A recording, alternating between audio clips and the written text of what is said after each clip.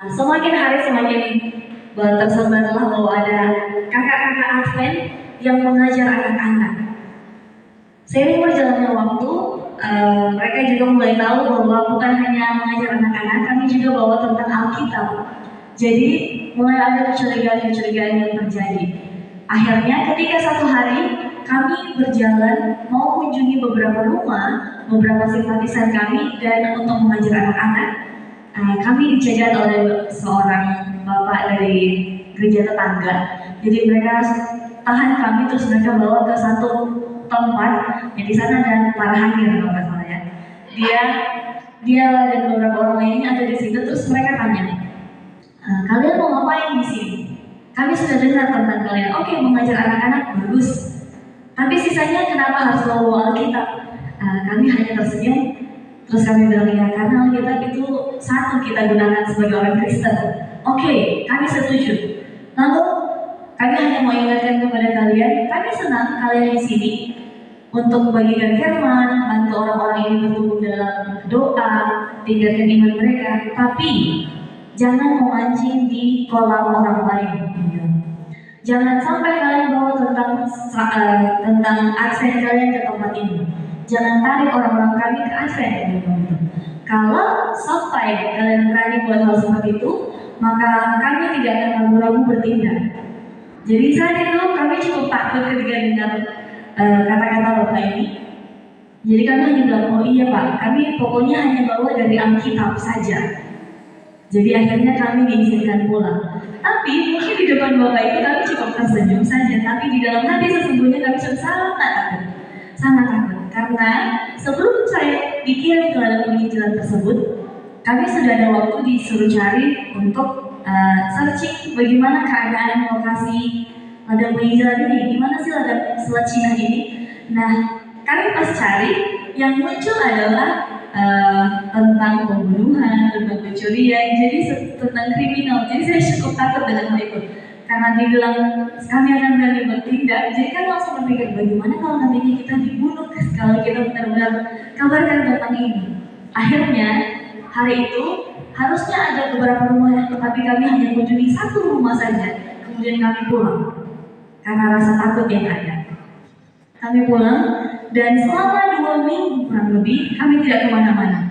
Karena kami takut keluar, nanti keluar terus tiba-tiba mereka tahu kita belajar Alkitab, malah dia ngapain? Jadi tinggal di rumah. Hanya kami tahu kami dikirim itu bukan hanya untuk jalan-jalan aja, say hai dan berkenalan. Tapi ada satu misi yang perlu kami bawa. Kalau hanya tinggal-tinggal di rumah, lalu bagaimana mereka bisa tahu? Jadi kami putuskan untuk lebih banyak berdoa, lebih banyak meditasi Alkitab. Puji Tuhan, setelah lewat 2 minggu, kami dapat jawaban dari hasil meditasi bahwa Tuhan bilang harus tetap keluar. Harus tetap keluar, jangan diam karena di tempat itu ada banyak umat Tuhan. Jadi kami coba pikir apa yang harus kami buat supaya tidak dicurigai. Dan kami ingat keluarga di mana kami tinggal ini, mereka ada ladang sawitnya. Jadi kami putuskan, oke, kita ikut dengan keluarga ini saja. Kita pergi untuk ambil lidi atau berdolan itu bersama-sama dengan mereka. Dan akhirnya semua kegiatan keluarga kami bisa terlibat bersama-sama. Juga satu kali keluarga ini tempat kami tinggal, mereka panggil kami untuk beribadah di hari Minggu. Ya, kami pikir karena sama-sama beribadah mungkin gak apa-apa. Jadi kami ikut di gereja tersebut. Nah, puji Tuhan karena kegiatan ini akhirnya kecurigaan mereka menurun. Oh, mereka mau masuk di gereja hari Minggu. Nah, akhirnya minggu-minggu berikutnya mereka izinkan kami untuk mengajar di sekolah minggu. Jadi kami pikir oke, kami sudah dapat kepercayaan mereka dengan hal ini. Akhirnya dengan pertolongan Tuhan, semua kegiatan kami bisa kembali kami lakukan. Les bisa berjalan lagi, dan kami bisa jangkau orang tua atau siapapun yang sakit saat itu ke rumah-rumah. Sampai akhirnya mulailah terbentuk kelompok pendalaman Alkitab satu persatu.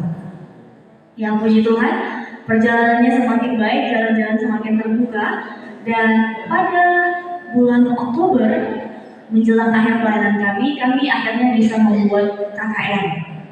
Nah, dibuat KKR itu, dan di akhir KKR itu Tuhan izinkan kami melihat mujizat pertobatan yang di sana Tuhan bisa menjamah hati 5 orang anak muda dan 4 orang anak muda dan 1 orang bapak yang mau menerima Yesus sebagai juru selamat pribadinya. Dan salah satu di antara mereka adalah anak dari para hakikat tersebut. Jadi Tuhan itu sangat baik, Tuhan itu sangat luar biasa karena tidak pernah ada rencana yang gagal. Dan dengan pertolongan Tuhan kami bisa melihat dan mendapatkan sukacita yang tidak bisa dijelaskan hanya dengan kata-kata tersebut. Jadi ada banyak alasan kita untuk takut, ada banyak alasan kita untuk menyerah, bahkan berhenti dalam melayani Tuhan. Tapi bersama dengan Tuhan, ya Tuhan punya lebih dari 1001 cara untuk menyatakan bahwa Dia ada bersama-sama dengan saya, ada bersama-sama dengan kita untuk menjalankan misi yang sudah Dia tetapkan untuk kita sebagai umat-umatnya.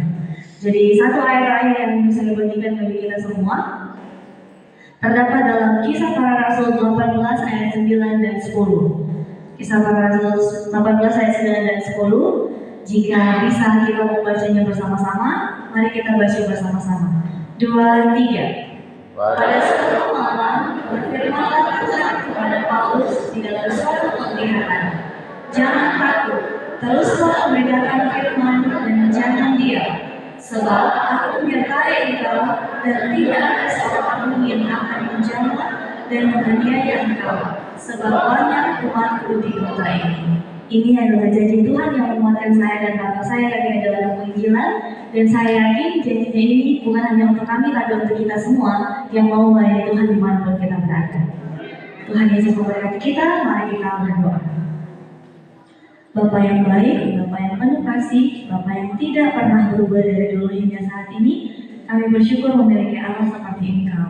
Bapa, biarlah kesaksian yang telah membawakan boleh menjadikan kami lebih percaya lagi kepadamu dan boleh menguatkan iman kami lebih dekat denganmu. Biarlah Kau boleh menjamah hati kami sehingga kami mau memberikan hidup kami, hati kami, dan tenaga kami untuk bisa melayani Tuhan dimanapun kami berada. Ini doa kami Bapa, di dalam nama Yesus kami sudah berdoa. Amin.